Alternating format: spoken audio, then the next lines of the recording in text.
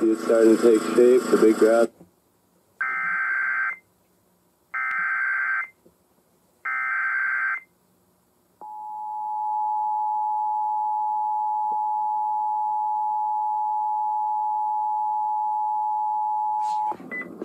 A child abduction alert has been issued in the areas of Milwaukee County for the following children: Winter E. Harbor, age 2, female, African American, 2 feet 0 inches tall, 25 pounds, black hair, brown eyes.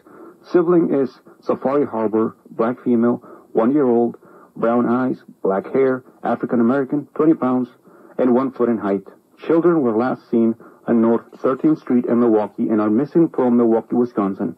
Law enforcement authorities believe the children may be in the company of Darrell A. Harbor, age 36, male, African American, 5 foot 11 inches tall, 180 pounds, black hair, short beard, brown eyes. They may be traveling in a 2007 maroon Chevy Impala sedan with a Wisconsin license plate A. Adam, H. Henry, A. Adam, 8816. If you have any information on the whereabouts of Winter or Safari Harbor, please contact Milwaukee Police Department at 414-935-7401.